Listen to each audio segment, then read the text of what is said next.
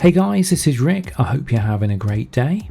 Back in 2013, I converted this van into a self-built motor caravan, and you can see the pictures here. Did a reasonably good job. It was quite a good little van. The problem is it had a few issues with it, and for example, the seat boxes were too high, they weren't wide enough, the bed was just too uncomfortable, and in the end I decided to revamp the interior. Now all these pictures are of the last video I did on how I built the interior and how I got all of the installation and everything done. If you want to see that video, I'll put a link below and that will take you to the original video of the original van build. But this video I'm going to cover the secondary van build. So basically I start off with actually ripping out most of the old build. I did keep the bathroom, that was the only thing I kept and didn't change, but everything else went. And as you can see, a lot of the things didn't quite work, like for example that white leatherette. It looked really tired and dirty and old after not a lot of time. It didn't wear very well, so aesthetically it wasn't that good. Also, another major issue with the van is, as you can see, I had two seat boxes facing each other, and the idea is that they made up into a bed, but during the daytime you had kind of two seats facing each other with a table in the middle, kind of like a restaurant kind of deal. But it just wasn't a good design. It just didn't work for me. So in this Mark II build, I decided rather than have two separate seats, I would have one long bench seat, and so that's what I build in this second edition. So here are some pictures of the old framework being stripped out. Pretty much everything came off, including the wall covers. So here's the back of the van stripped out, ready for its Mark II interior, and as you can see I've already put a new floor lino down. The bathroom has stayed, and I didn't touch the roof, so the original roof lining felt stayed as well. So first of all, I covered the bathroom wall with some new roof lining felt, and you can see it's a lighter grey than the original roof liner, and I think that sets it off quite well. Actually, it looks quite good. Next, I added more roof lining felt around the edges of the windows. The beautiful thing about roof lining felt is it's a very, very forgiving material to work with, and you can kind of bend it in all kinds of shapes and sizes, and it'll go into place quite nicely. I used high temperature spray contact adhesive to stick it directly to the metal areas around the windows, and that includes the back doors as well. Next up was a reconsideration of the insulation that I put in. The first lot of insulation I put up was a kind of a yoga mat material sandwiched between mylar bubble wrap, and it kind of worked okay, but it wasn't that efficient.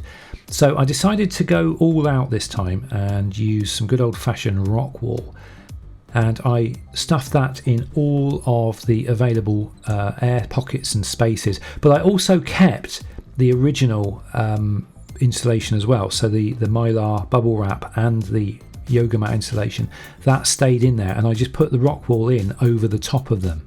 Also at this stage I installed the Propex gas heater. The last version didn't have any kind of heating, and so I was determined to actually get some sort of heater in this particular Mark II version. Now this Propex heater runs off of gas. The gas pipes go under the van and across to the gas bottle locker, which is on the opposite side inside the kitchen galley.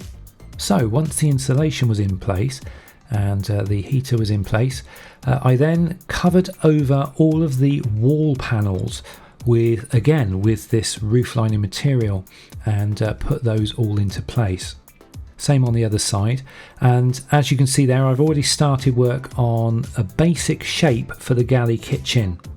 Now on the last Mark I version, the galley kitchen was really wide. I basically built it around this blue water tank that you can see there. Now over time I sort of realised that the width of the galley kitchen was just far too wide. It just was so unnecessary to have it that wide.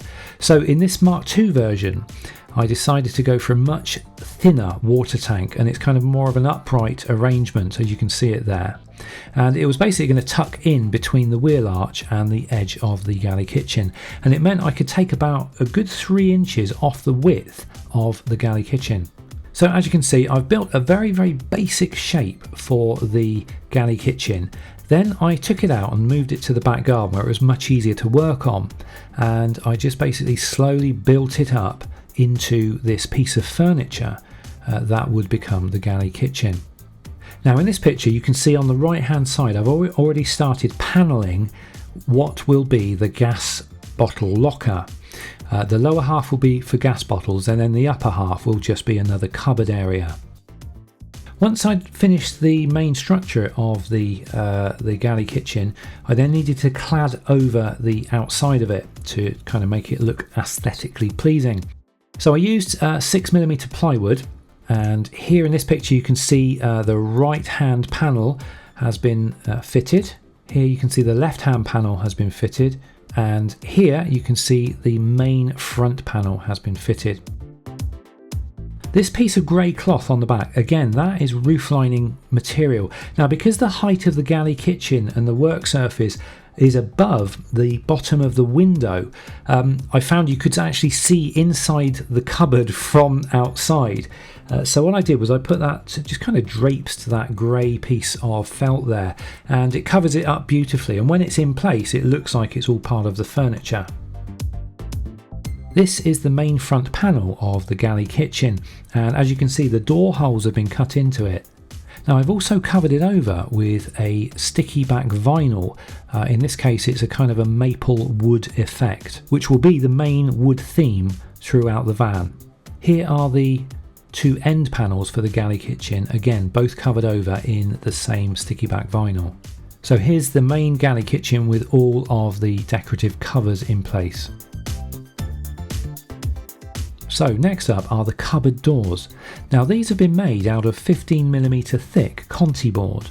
Now this is a door with a groove cut into it ready for the edging strip to go around it.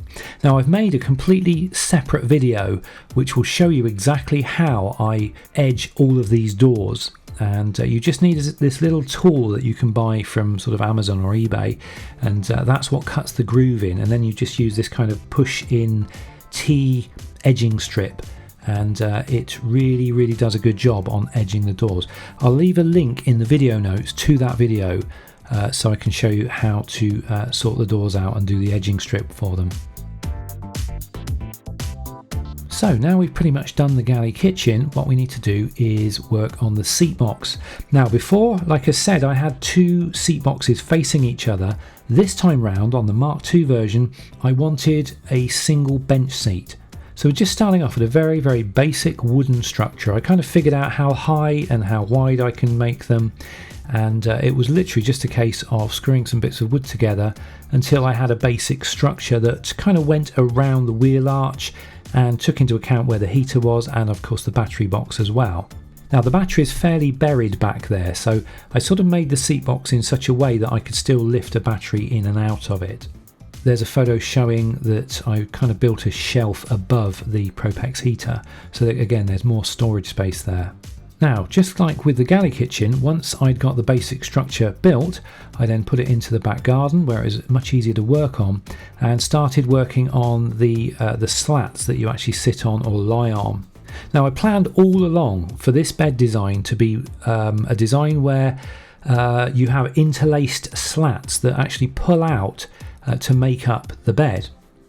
Now as you can see there, I've got this kind of ladder shape that's been covered over in the grey felt, and that is the part that moves. That's the actual part that pulls out and supports all of the slats when the bed is in the made up position. Now here is the front fascia to the seat box. Unfortunately I didn't take too many photographs, so you're going to have to kind of use your imagination a little bit, but if I show you this photo of the seat box in place with the fascia strip in place, hopefully you'll get the idea.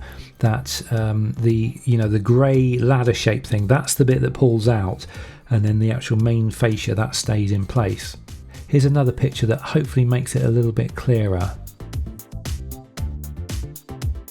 So there's the seat box with all the doors on as well, and as you can see, I've done different coloured doors to the main structure. So I've got this kind of light maple for the main sort of fascias, and then all the doors have this kind of a darker colour.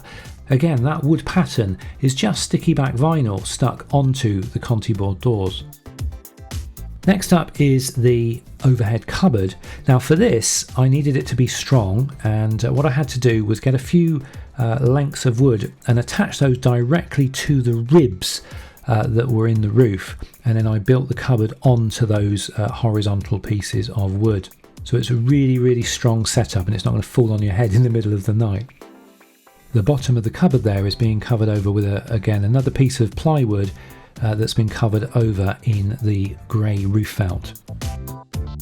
So here's the front fascia to the overhead cupboards, and again they've been covered over with that self-adhesive wood effect vinyl in the maple colour.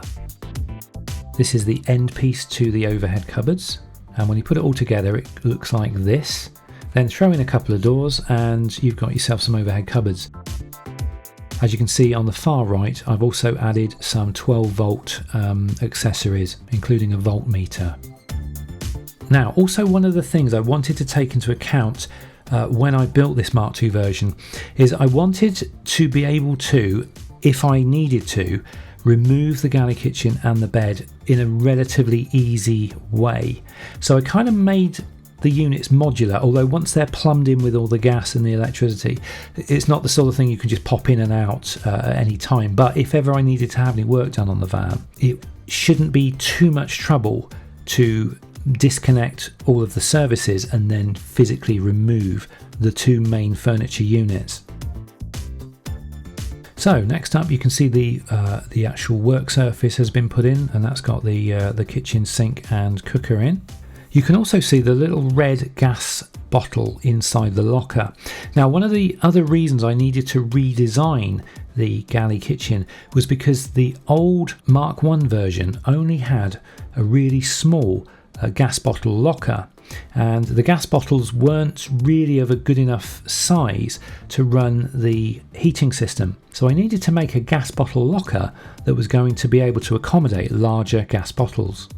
So here's a quick picture of the gas manifold I've set up. Basically everything's on metal pipes, obviously except the feed in, which comes from the bottles, which is on the flexible pipes. So this is the location of the gas bottle locker. As you can see, it's right next to the sliding door on the side, so it's nice, easy access, which is quite important when you're lifting in and out these quite heavy gas bottles when they're full. So this is the new water tank, and as you can see, it's considerably thinner than that old blue tank that I had before.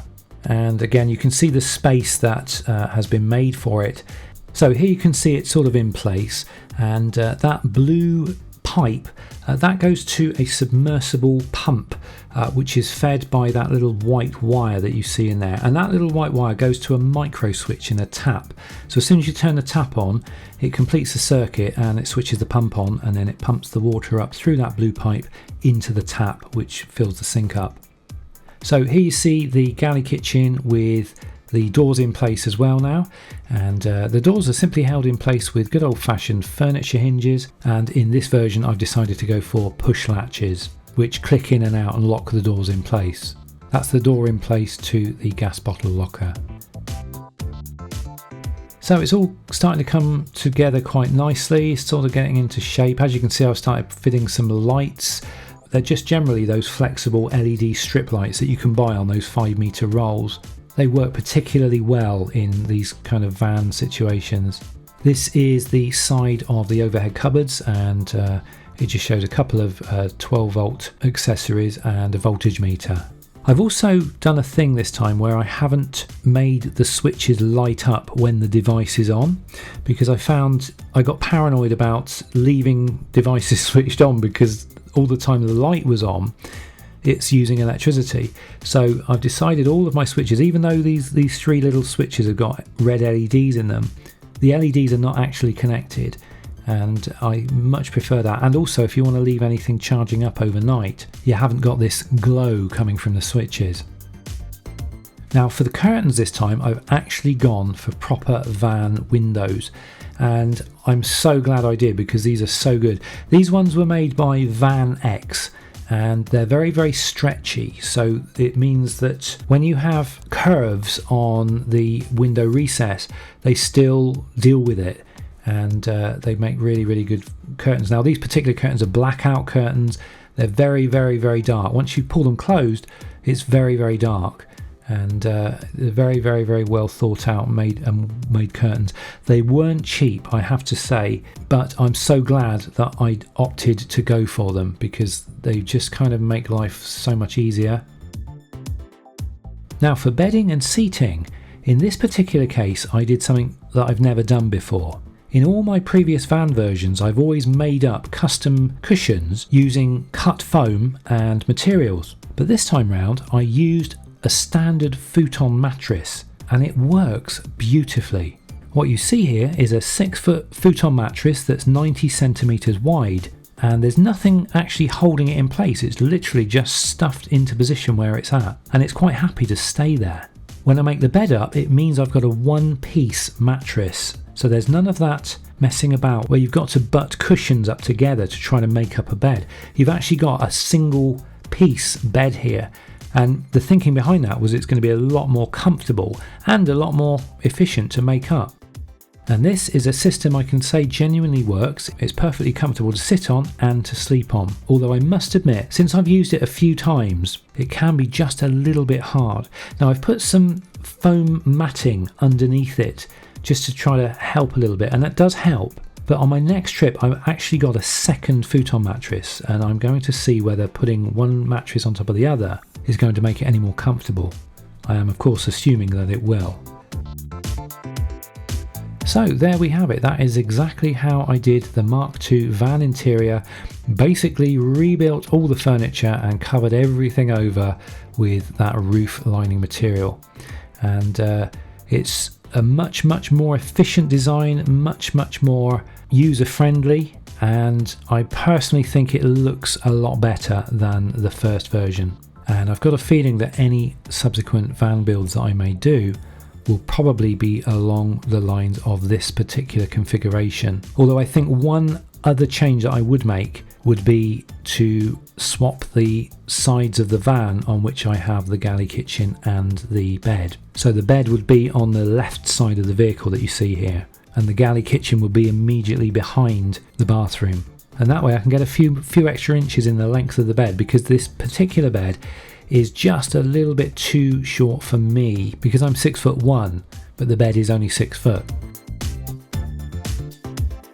So there we go. I hope that was useful to someone. Thanks for watching. Have a great rest of the day, and no doubt I'll see you in another video. Till then, take care. Thanks for watching the video. I hope you enjoyed it. Please remember to thumbs up. Here you can subscribe to my channel. Here is my latest video, and here is a video that you might like. And here is a factoid.